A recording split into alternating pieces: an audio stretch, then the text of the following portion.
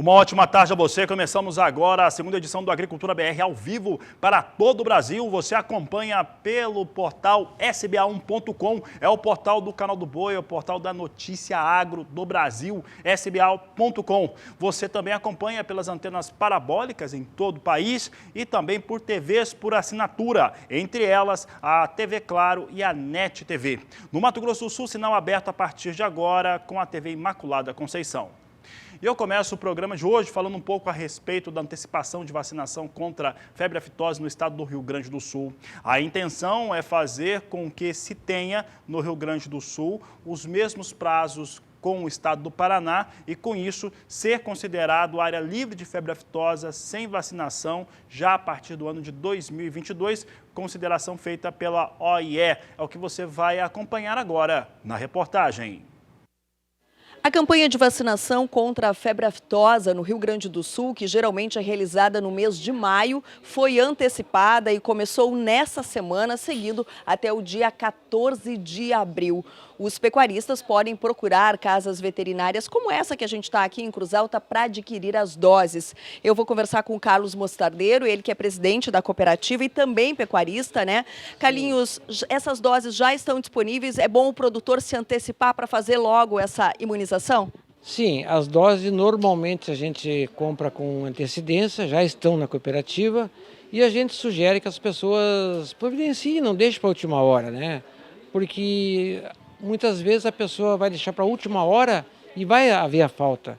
Porque os laboratórios pensam assim, tem tantas mil cabeças no Rio Grande do Sul, fazem tantas mil doses. Mas o vidrinho de uma dose de vacina dá para 15 animais. E às vezes a pessoa tem 5, então 10 doses ele vai perder, entende? E aí vai fazer falta para outro. Nós tivemos quando a outra vacina, nós tivemos que remanejar de um produtor a fazer esse meio de campo, remanejando as doses de um para outro, para poder atender todos dentro da exigência legal, entende? Carlinhos, talvez essa seja a última etapa de vacinação que o Rio Grande do Sul participe, justamente porque quer se tornar, né, um estado livre de febre aftosa sem a vacinação. Qual que é a tua opinião sobre isso enquanto pecuarista? Olha, eu enquanto pecuarista tenho uma certa restrição. Por quê? O Rio Grande do Sul é um estado que tem muitas fronteiras secas. Da divisa com o Uruguai, não estou falando mal do nosso país vizinho, co-irmão, mas tu sabe que tem muitos pecuaristas que às vezes fazem o trânsito animal de um lado para o outro, não obedecendo às normas legais do Ministério, entende? E hoje, com a seca que está, o Uruguai está, muitos pontos não passa mais nem a balsa. Então existe muito translado de animais de forma assim, sem má fé das pessoas, mas às vezes não obedecendo as barreiras fitossanitárias, entende? Podendo acarretar problema para os rebanhos, entende? E uma vez declarado o foco de aftosa no Rio Grande do Sul, eu acho que vai ser pior, entende? Eu, como produtor rural, gostaria que a vacina ficasse. Como produtor rural, como pecuarista, pelo menos nós estamos isento de termos um surto de febre aftosa. Como vocês já viveram no passado. Eu te digo assim, eu tenho 65 anos, quando criança vivenciei a aftosa, acho que poucas pessoas dos jovens de 50 anos para menos nunca viram o que é uma febre aftosa. É uma coisa assim, é um extermínio do rebanho. Termina o rebanho. São animais babando, com ferida na boca, com os pés saindo dos cascos. É uma coisa assim, não se imagina o que é. Então eu particularmente como produtor rural, eu acho que a vacina deveria permanecer, entende? Perfeito. Obrigada, Carlinhos, pela tua opinião. Então, a vacinação começando essa semana aqui no Rio Grande do Sul, seguindo até o dia 14 de abril. Do Rio Grande do Sul, Annelise Nicolodi.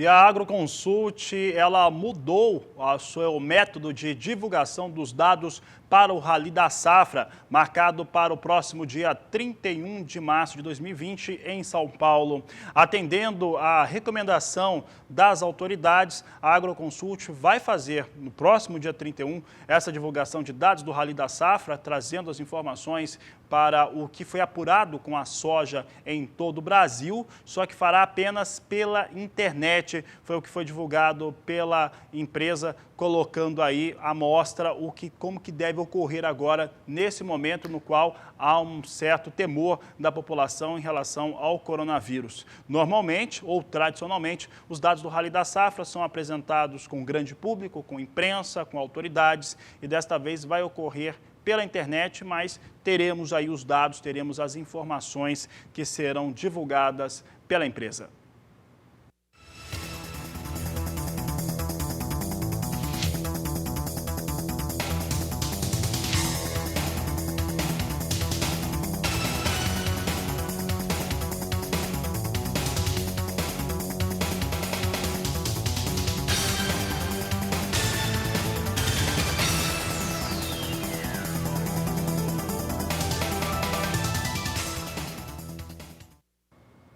E as lavouras de soja no estado do Paraná seguem com um excelente desempenho. De acordo com o DERAL, o Departamento de Economia Rural da Secretaria de Agricultura do estado do Paraná, por lá, a colheita já atingiu 75%, sendo 93% de toda a área de soja em boas condições e 7% em condições ruins e médias. Vamos saber aí como é que está o estado desses 25% de soja que ainda não foram colhidos pelo estado do Paraná. É o que nós acompanhamos agora na tela. 76% vem em fase de maturação, 23% de frutificação e 1% em fase de floração. Esse é o estágio encontrado para a soja no estado do Paraná, lembrando que 75% da soja já foi colhida.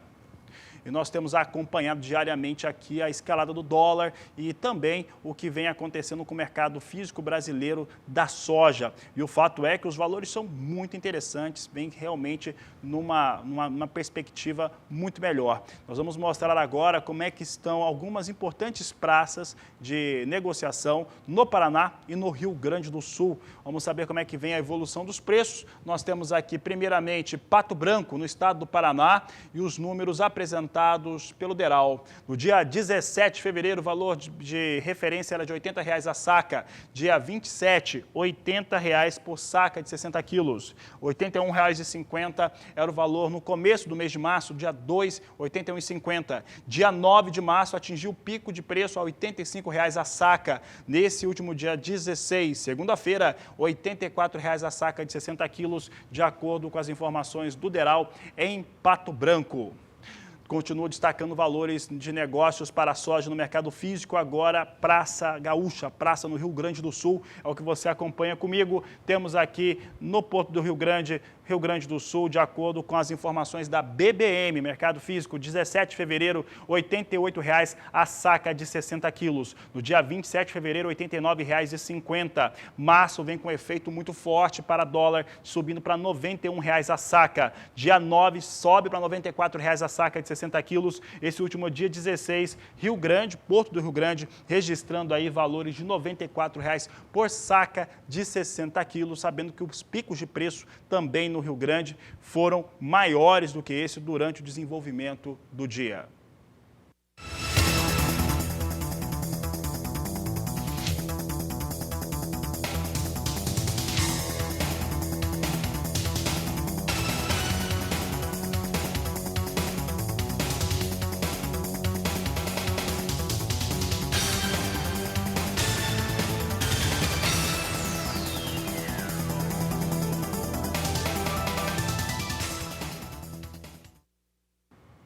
Olha, depois das fortes quedas para a soja de Chicago, uma queda de 4% acumulado na última semana, um recuo extremamente forte de 2,5% nesta segunda-feira nas posições de mais curto prazo. Hoje tínhamos alguma recuperação para os negócios com a oleaginosa na Bolsa Norte-Americana. Mais uma vez, eu ressalto que o mercado brasileiro, em relação a preços, vem desatrelado de Chicago. Vamos saber como é que vem as posições negociadas agora. Maio vem ganhando agora 0,9%. Neste momento, a 8 dólares 28 centes mais 2 o bushel. Julho, 8 dólares 36 centes mais 2 por bushel. Assim, vem os negócios também ganhando ali perto de 0,8% na posição de julho.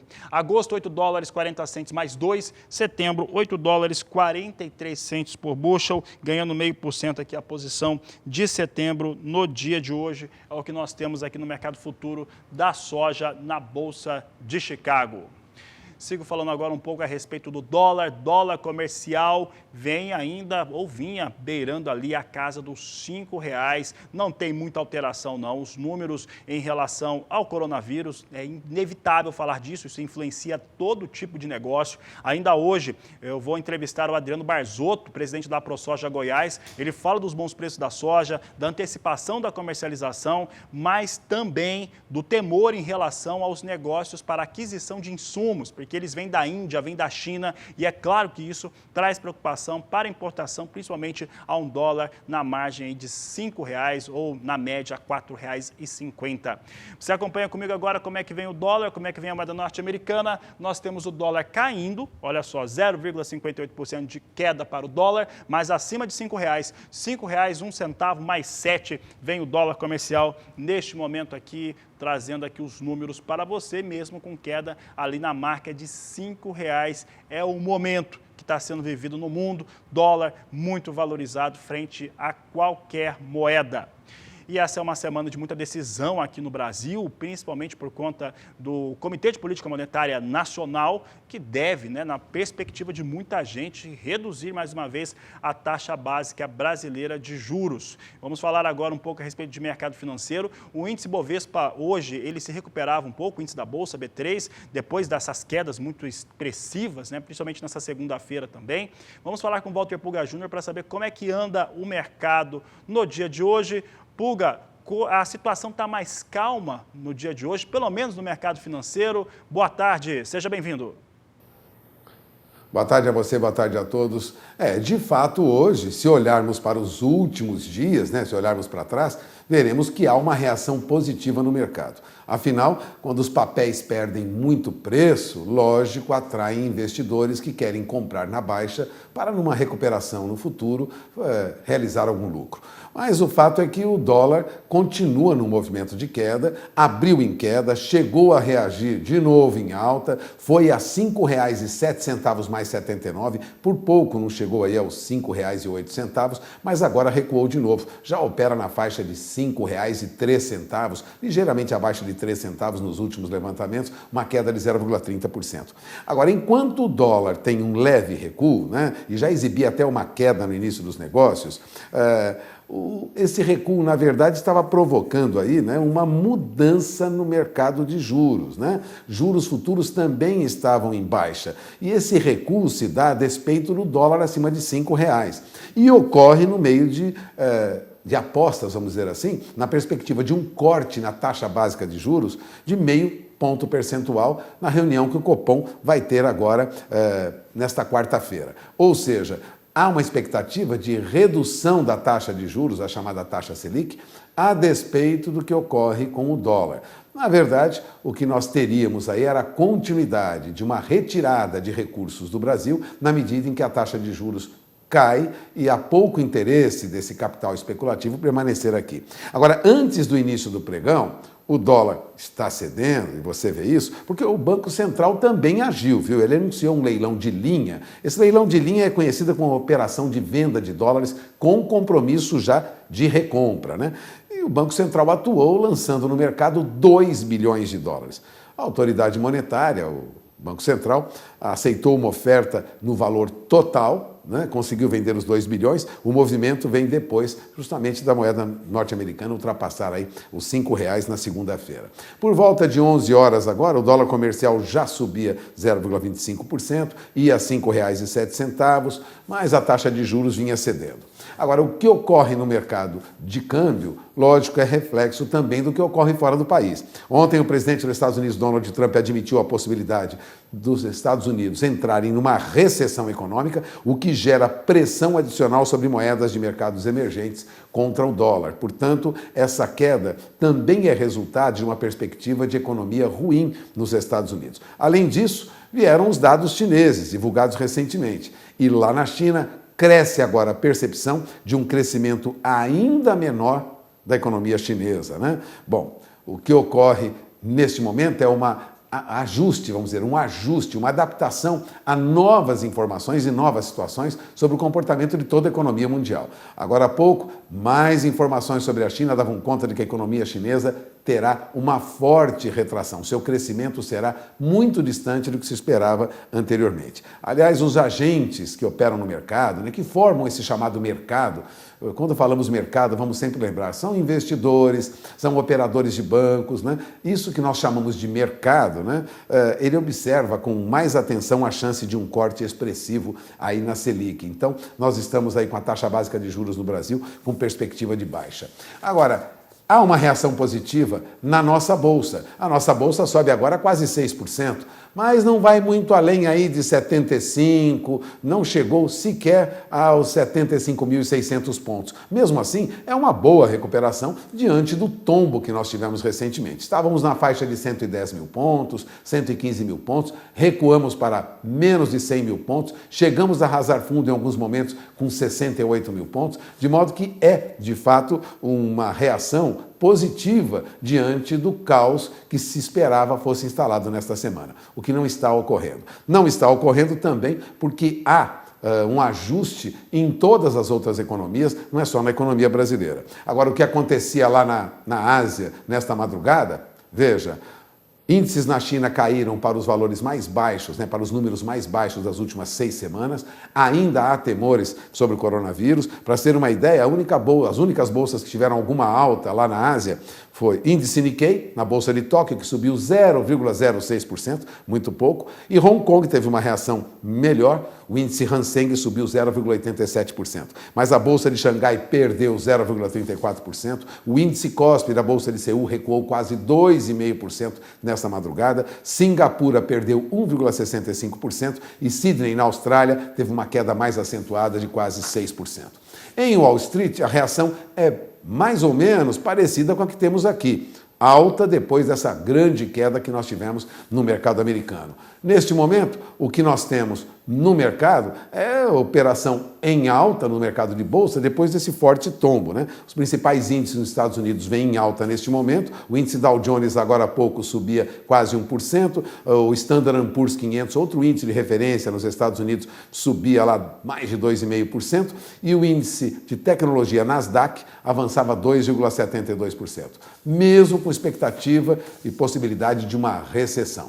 Agora, veja como as economias estão se adaptando a novas situações. A França, a Itália e a Espanha restringiram negociações para conter uma liquidação acentuada de papéis, ou seja, a venda de papéis de grandes empresas que são comercializadas nessas bolsas. Portanto, há uma limitação. Há problemas políticos nesses países, não há concordância, né? Há discordância de alguns setores do país contra essa decisão, mas a França, a Itália e a Espanha decidiram restringir negociações de ações nesta terça-feira, proibindo vendas a descoberto para proteger algumas das maiores empresas da Europa de uma liquidação rápida desses papéis. Resumindo, a medida também está sendo adotada pela Bélgica, vale lembrar, e ela vai temporariamente suspender as apostas em ações em queda em várias empresas, né? Inclusive Banco Espanhol Santander, a empresa aérea Air France, a KLM. Bom, nessas vendas a descoberto, o que ocorre é que os operadores tomam emprestado a ação de uma empresa com a missão de vendê-la, né, esperando recomprar depois em preço mais baixo e embolsar a diferença. Na prática, isso exacerba o movimento de bolsas e os coordenadores das economias né, desse mercado financeiro tentam conter isso na França, na Itália e na Espanha. Ou seja, é preciso agora um ajuste, cada país procura um caminho, alguns caminhos mais duros, vamos dizer assim, mas o fato é que há necessidade de um rearranjo em toda a economia, notadamente no mercado financeiro. Portanto, não estranhe se do nosso governo federal tivermos decisões mais duras daqui para frente para conter aí uma derrocada nos papéis de empresas brasileiras que são comercializadas na B3. Já ocorre em alguns países e provavelmente lutaremos para evitar isso aqui também. Agora a Bolsa opera em alta, boa notícia. Lá nos Estados Unidos também em alta, mas algumas bolsas na Europa receiam problemas muito graves com algumas das maiores empresas europeias que têm papéis negociados em bolsa. Portanto, muita cautela neste momento. Faça uma análise cuidadosa da situação e, se necessário, faça um novo planejamento para o seu negócio. É o que mostram os números que vem do exterior e que vem também da economia brasileira. Uma certa dificuldade neste momento, mas lentamente o mercado vai se acomodar, Fabiano, em outros níveis. Isso é muito importante, sem pânico, sem, vamos dizer, um desespero, mas pensando e recalculando, replanejando o que se esperava nesse semestre, parece não vai mesmo acontecer diante desses problemas. É com você. Obrigado, Walter Pulga. Por aqui eu sigo falando de mercado, mas mercado agrícola, porque o agrícola, principalmente no soja, por conta do dólar, tem aí uma situação realmente de elevação para os negócios. Há pouco eu destacava Porto de Rio Grande, R$ 95,00 a saca de 60 quilos. Vamos dar uma olhada agora como é que vem outros portos do Brasil, valores de agora. Olha só como é que vem Santos e Paranaguá. Nós temos aqui Santos e Paranaguá registrando R$ 96,00 a saca de 60 quilos. Aí subindo valores com a soja nos portos, vem sendo impulsionada por dólar. Essa é a realidade de mercado no momento. R$ 96,00 a saca é alta para a soja nos portos, de acordo com a Grãos Corretora.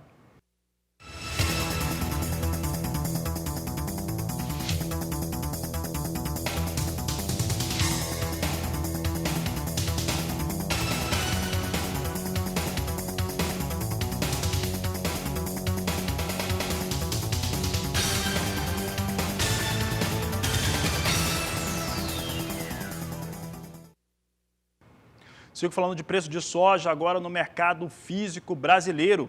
Você vai acompanhar agora como é que vem os valores sendo negociados na Praça de Rio Verde, no estado de Goiás, apuração da BBM. Você acompanha comigo agora na tela.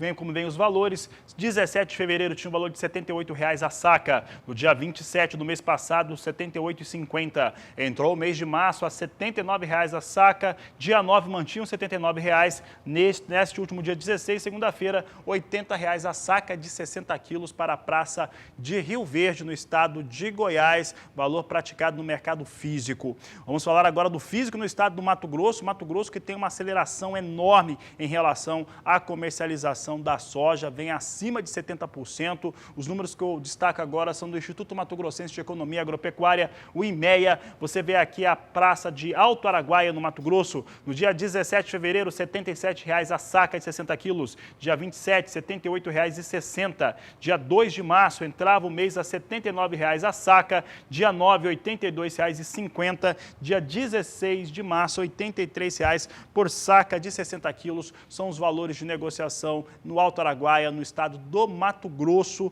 mostrando aí também força no mercado físico brasileiro, impulsionado pelo dólar. A expectativa era de bons preços mesmos, mas um dólar a R$ 5,00 faz com que a soja realmente tenha valores excepcionais no interior do Brasil. A Agricultura BR vai para o intervalo comercial e daqui a pouco voltamos falando a respeito de milho. É o que você vai ter daqui a pouco no Agricultura BR, que volta já. E destacamos agora como é que vem o cenário de comercialização de soja no estado de Goiás, assim como a aquisição de insumos para a próxima temporada. Para falar a respeito deste assunto, nós vamos conversar agora pela internet com o presidente da ProSoja de Goiás, Adriano Barzotto, nosso convidado no Agricultura BR.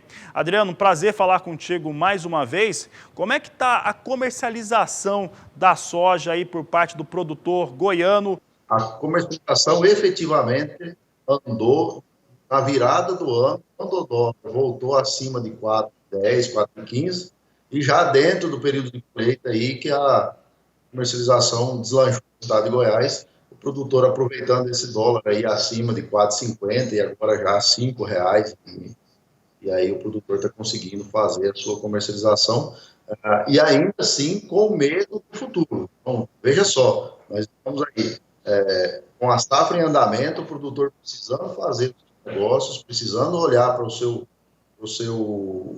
fluxo de caixa, para as aquisições de novos insumos e com medo de fazer negócio. Esse é um ano bastante ativo. Bom, uma das questões que, se o dólar mais alto ele influencia positivamente na venda do produto, no caso a soja, ele também influencia na hora que você faz a aquisição de insumos, esses insumos que são importados, Barzotto. Como é que o produtor está vendo esse momento, né? Nós estamos com um dólar mais elevado, né? Talvez com os maiores valores que nós já tivemos. Como é que o produtor rural tem sentido isso? Como é que está essa pesquisa em relação aos insumos aí pelo produtor de Goiás? O produtor sente uma apreensão enorme nesse momento, porque ele precisa tomar decisões e o mercado não está apontando para nenhum caminho com força, né? Nem para esperar para o próximo semestre, nem para a realização de negócio imediatamente. Então, o produtor ele precisa ter um feeling nesse momento, compreender o seu histórico de custo de produção, entender se nesse momento os preços de insumos que estão sendo ofertados equivalem, pelo menos, ao seu histórico para ele poder definir. Não, vou vender a minha produção e adquirir novos insumos ou não, aguardar a solução dessa crise que se instalou mundialmente agora, nesse ano. Então, o produtor ele tem que realmente acompanhar o serviço de campo, que é a colheita, muitos ainda estão colhendo, e também olhar a comercialização tanto dos seus grãos, que não pode ficar parada, precisa ser feita, e também a novos de insumos para a próxima safra. O mercado é dinâmico demais, nós não podemos esquecer isso daí. Nós temos os produtos soja e milho com um bom preço para comercialização, preço pago ao produtor rural. A demanda continua muito aquecida. O que você tem, apesar do cenário, né, não pode se desconsiderar o cenário internacional por conta do vírus, mas considerando esses aspectos em relação ao produtor, quais são as suas expectativas, aí, principalmente para o segundo semestre? O que nós temos que ficar atentos é na questão do fluxo de mercadorias para o segundo semestre. O produtor, geralmente é aquele produtor que faz a compra antecipada, provavelmente, em caso desse impasse comercial do fluxo de mercadorias por conta do coronavírus, fazer com que as mercadorias demorem a chegar até o país, aquele produtor que comprou mais cedo, provavelmente ele vai receber os seus produtos na hora correta. Então, assim, é um impasse enorme, Fabiano. Esse ano, eu acredito que seja um dos anos mais desafiadores que nós temos na agricultura do Brasil. Temos bons preços, tanto na soja e no milho, não podemos negar. Por mais que Chicago esteja defasado, por mais que a nossa logística ainda seja muito precária, isso encarece o nosso frete, né? Mas ainda assim temos bons preços. Porém, temos que ficar atento ao comércio de uma maneira geral. As coisas não brotam dentro da fazenda. O fertilizante não brota dentro da fazenda. O produto, o agroquímico, ele não brota dentro da fazenda. Ele precisa sair da indústria que está na China, que está na Índia e chegar até o nosso país. Aí tem um processo a ser acompanhado. Então, o produtor precisa saber a hora de comprar, receber seus produtos no momento correto. Tá certo, Barzotto. Eu agradeço a sua participação no Agricultura BR.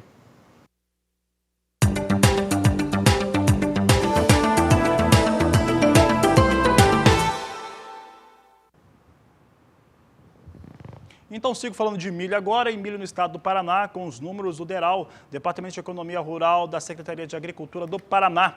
Vamos saber então como é que vem os estágios para o milho, é o que você acompanha comigo aqui para milho primeira safra, de acordo com o DERAL. Você tem aqui uma situação, de acordo com o DERAL, o pessoal colocou tudo junto, mas você vai entender.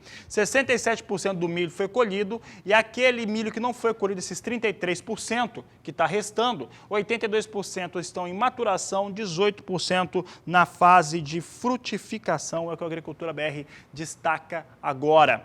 Um outro dado importante a respeito do milho no estado do Paraná são os valores, e você confere cotações de mercado agora.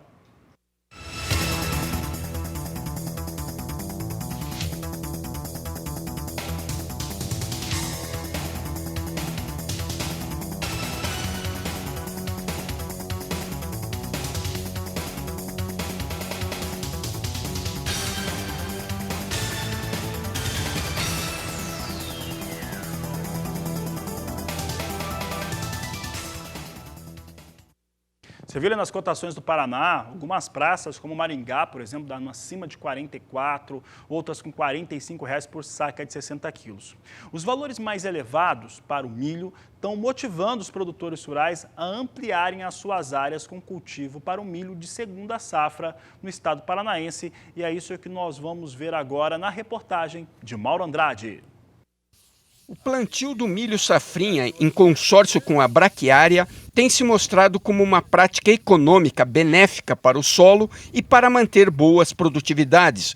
E este manejo ganha ainda mais força quando os preços do milho estão atrativos. A colheita da soja aqui no Paraná está em ritmo acelerado. Produtores já colheram e já estão entrando com a safrinha. É o caso do Leôncio Ariose, que plantou área total de milho com braquiária. Leôncio, está fazendo uma aposta no milho? Esse ano o milho pelo preço está parecendo vantajoso, né? Por mais que deu uma atrasadinha a soja aí, né, o plantio da soja, consequentemente atrasou o plantio do milho, mas nesses valores aí o milho torna bem interessante para a gente. Ficar de olho nessa seca que vai dando, né? Então o investimento foi um pouco mais baixo que o comum, mas foi área total, colocamos o milho na área total. Antes de falarmos do milho, como é que foi a tua safra de soja? Olha, a soja, né, como falei, ela começou um pouco atrasada, mas depois a chuva, por falta de chuva, né? E depois regularizou a chuva ali em novembro, dezembro, choveu legal. Janeiro também foi bom de chuva. Fevereiro começou a faltar um pouquinho, mas a soja estava chegando, né? As sojas plantadas antes se saíram melhor do que as sojas plantadas mais no final de outubro, né?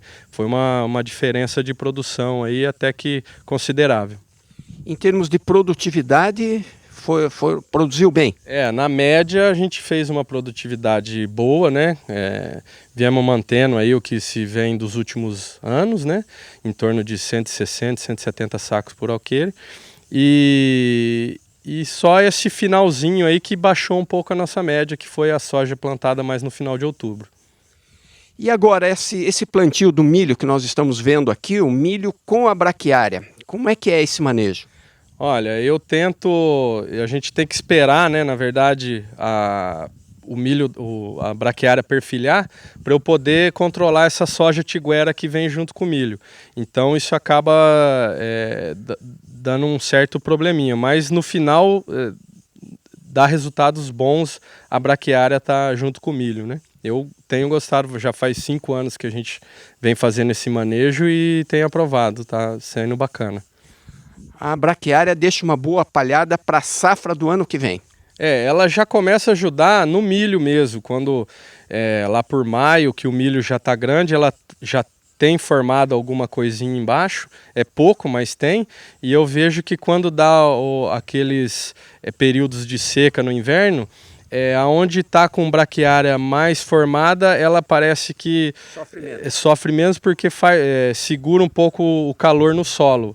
E ela não compete muito com o milho, depois que o milho desenvolve, passa de V4, V5, aí ela já para de competir com ele. O Leôncio acompanha diretamente aí os sites que falam da parte econômica, de preços e tal. O que os analistas estão falando com relação ao preço do milho até o final dessa safrinha? Olha, pelo que eu tenho visto aí, entrou a safra verão agora e não abalou tanto no valor do milho. Ao longo prazo que a gente vê nos sites aí de preços, lá por julho, agosto, quando começa a entrar a safrinha, o preço do milho está mostrando uma queda, mas também não consegue saber, porque normalmente cai na época de entrada de safra, né? E esse ano se vê que no verão não caiu, então a gente está apostando num valor melhor aí do milho, por isso que também colocamos a área inteira para produzir plantio de milho, isso aí. Ok, Leôncio, obrigado e espero que o tempo colabore para que você colha o que desejou.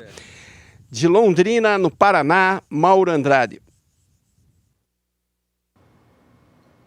Acompanhe conosco agora como é que vem se comportando o mercado do milho na Bolsa de Chicago. Você tem aqui os números para a Bolsa norte-americana, que segue caindo, vai derretendo, o milho vai ressentindo muito, não só a situação criada pelo coronavírus, mas principalmente por Arábia Saudita em relação à Rússia e a disposição maior de petróleo com preço mais baixo no mundo. Posição de maio vem a $3,49 o bushel, perde mais de 1% agora, 1,2% de queda. Julho, $3,53 mais 4 por bushel, também perdendo mais de 1%. Setembro, $3,56 mais 6. Dezembro, $3,63 mais 4. Não tem força mesmo de recuperação. Milho na Bolsa de Chicago. Importante ressaltar que o volume total de milho nos Estados Unidos, que vai entre 350 milhões a 360 milhões de toneladas de milho todo ano, 1/3 dele é para produzir etanol.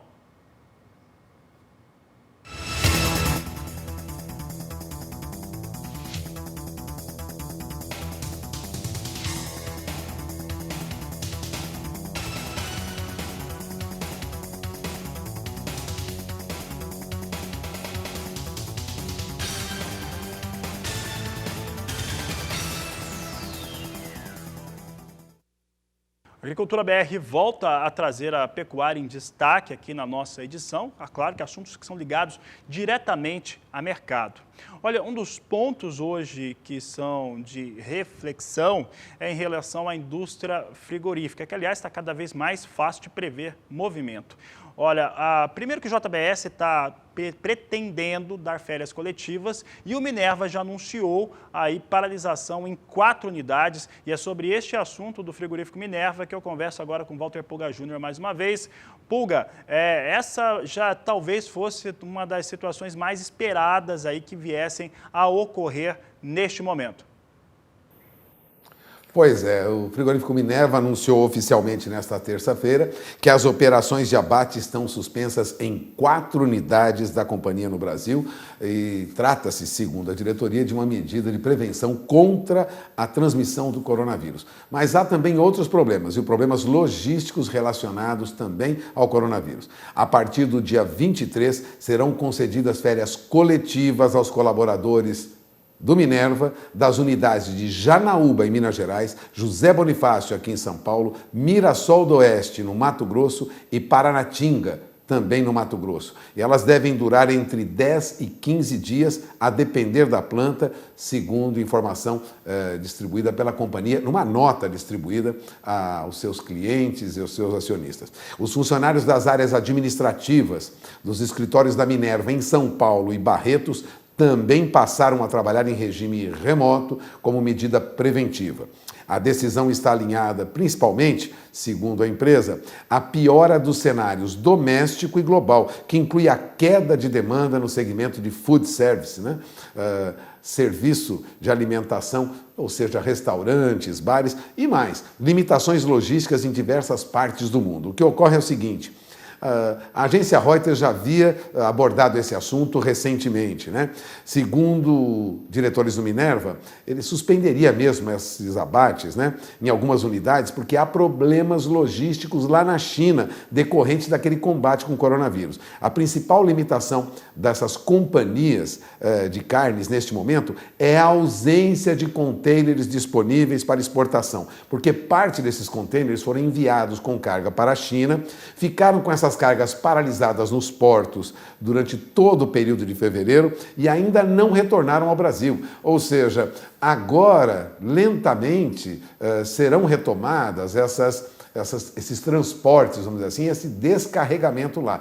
Portanto, há um descompasso e faltam containers aqui no Brasil para que possam, de novo, voltar às exportações. A paralisação das cargas nos portos chineses, que foi definida lá pelo governo da China, foi uma medida para conter aí o coronavírus e afetou, lógico, a distribuição de produtos que foram importados. Isso, aliás, foi amplamente divulgado, né? O Minerva ainda informou que as férias coletivas são a melhor opção a ser seguida, tendo em vista que permite, ao mesmo tempo, preservar a economia de escala nas operações industriais. Ou seja, evita contato com dos funcionários, fica mais fácil para resolver esse problema, pelo menos temporariamente, e em seguida volta-se às operações normais. Segundo a Minerva, as férias são mesmo a melhor opção e as medidas comerciais que serão adotadas tendem a apoiar todos os segmentos dos clientes da empresa, né? Colaborando também com os operadores de distribuição, sem colocar em risco, como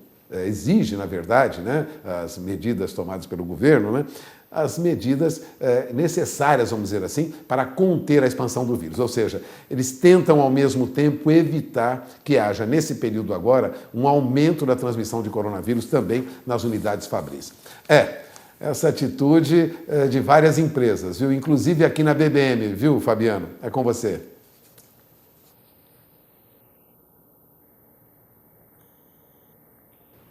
Tá certo, Walter Pulga, obrigado, uma boa tarde a você.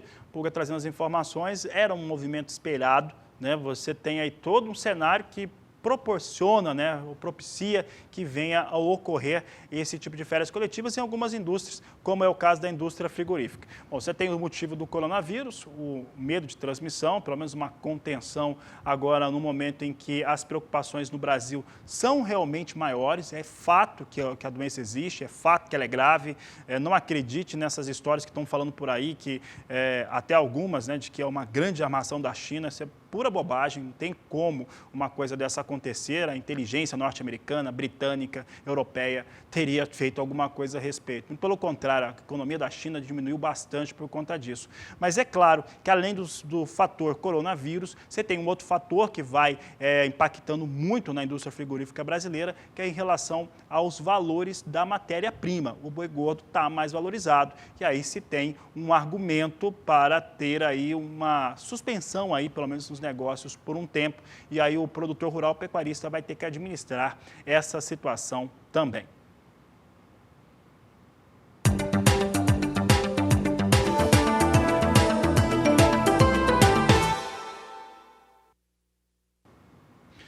Passando por aqui é café agora, vamos dar uma olhada como é que vem sendo negociado o café na Bolsa de Nova York. Ontem nós tínhamos queda para um dólar muito alto, mas hoje temos ainda recolhimento, né? Vai caindo um pouco o café arábica negociado na Bolsa de Nova York. Maio vem $1,02 mais 80, julho $1,03 mais 65, setembro $1,05.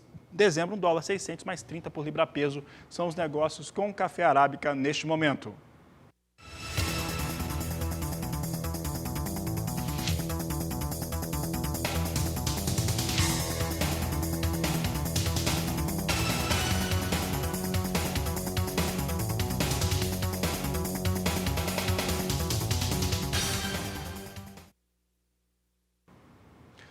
Negócios agora para o café robusta, negociado na Bolsa de Londres. Acompanhe conosco como é que vem as posições negociadas. Nós temos aqui robusta na posição de maio a $1.209 a tonelada. Julho, $1.216, caindo 0,41%. Setembro recua 0,56% a $1.235. E novembro, $1.255 a tonelada, queda de 0,55%. São os negócios com o café robusta na Bolsa de Londres.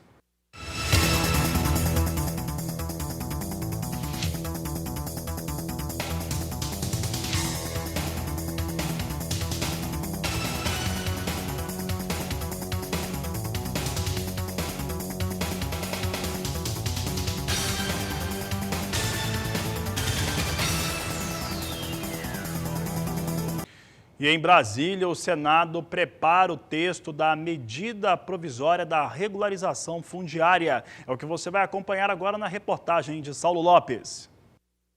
A votação da MP 910/2019, que disciplina e orienta a respeito da regularização fundiária, segundo especialistas, é o maior avanço político, econômico e social do Brasil dos últimos 50 anos. Em jogo, cerca de 10 mil assentamentos espalhados por 17 estados que vão entre a região Nordeste, Centro-Oeste e Norte do Brasil. Segundo o governo federal, essa medida, depois de toda pacificada, pode beneficiar cerca de 300 mil famílias. O relatório da MP 910 foi lido na semana passada, na quinta-feira, na comissão mista do Senado, que inclui aí 26 parlamentares. São 13 deputados federais e 13 senadores. Mas o senador Wellington Fagundes, do PL de Mato Grosso, pediu vistas do texto porque discordou em relação ao tamanho e número de módulos fiscais a serem regularizados. Portanto, está marcado agora, nessa terça-feira, 1h30 da tarde, a votação da MP 910. Entretanto, todos já devem saber, aqui em Brasília, em todas as partes do Brasil, muitas reuniões, muitos contatos estão sendo cancelados em virtude do fenômeno do contágio do coronavírus, do Covid-19. Mas a gente espera que haja essa reunião e que essa matéria seja disciplinada. De Brasília, Saulo Lopes.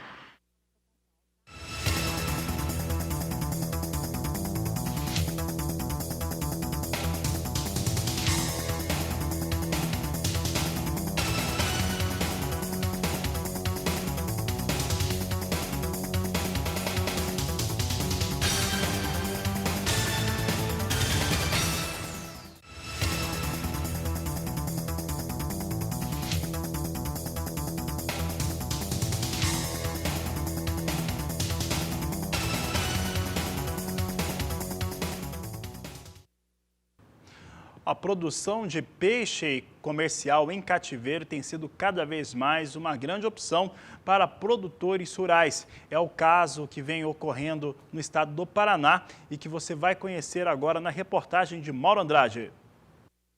A tilápia é uma espécie que se adaptou bem para a criação em cativeiro. As matrizes têm bom desempenho reprodutivo e os peixes possuem crescimento rápido, com boa conversão alimentar. Nós estamos na piscicultura Matão, aqui no município de Florestópolis, no norte do Paraná, para conversar com o professor Dr. Júlio Hermann Leonhardt, que é doutor em aquicultura, especializado, com tese inclusive, em tilápia. Doutor Júlio, vamos falar aqui, conhecer a sua propriedade, o seu manejo, falando especificamente hoje da área de reprodução das tilápias. Muito bem. Eu diria que a tilápia, ela é estrategista reprodutiva. O que significa isso? Ela tem inúmeras estratégias para ter sucesso reprodutivo, E nós aqui dentro da piscicultura acreditamos que alguns manejos reprodutivos fazem diferença. Então, se a gente observar esse viveiro que está aqui, ao lado, dá para a gente perceber já os ninhos, inúmeros ninhos que são escavados pelo reprodutor macho, e estando a temperatura adequada, isso é muito importante, qualidade de água adequada, alimentação desse material genético adequado, ele escava o ninho, atrai a fêmea que está apta à reprodução, Essa fêmea vai depositar os ovos nesse ninho. Posteriormente, esse macho fertiliza esses ovos, E numa estratégia dessa fêmea, ela uma vez fertilizada, ela coloca na boca esses ovos já férteis e ali incuba por alguns dias. A linhagem Gift possui alto desempenho zootécnico, como crescimento rápido e bom ganho de peso, rusticidade e ainda com rendimento de filé superior. Estamos aqui com um exemplar de tilápia Gift e daqui a gente consegue imaginar as características zootécnicas, que a gente sempre tenta estar no nosso material genético. É um macho. É um macho, Como característica do macho, o poro urogenital do macho, se a gente tentar observar aqui, nós temos dois orifícios, né? Nós temos aqui um orifício mais caudal e um orifício aqui mais frontal, sendo que aqui é o ânus e aqui é onde é liberado o esperma, né? E esse proeminente, tá, órgão aqui, tá, que fica bem evidente na hora que a gente comparar a fêmea do lado, né? Eu vou pegar aqui uma fêmea, né? O Anderson vai me ajudar a colocar a fêmea. E, tenta colocar lado a lado. Vamos tentar colocar lado a lado. Veja as diferenças aqui, ó, né? Ela é mais abaulada, aqui mais pontiaguda, mais avermelhada. Essa fêmea está com ovócitos, o abdômen está macio, ela está em processo de acasalamento. E perceba, né, o potencial desse animal aqui, tá? A gente trabalha muito com a altura do macho, né? Cabeça pequena, né? E que caracteriza bem a gift, né? Então, são características zootécnicas que nos traz um rendimento de filé muito bom.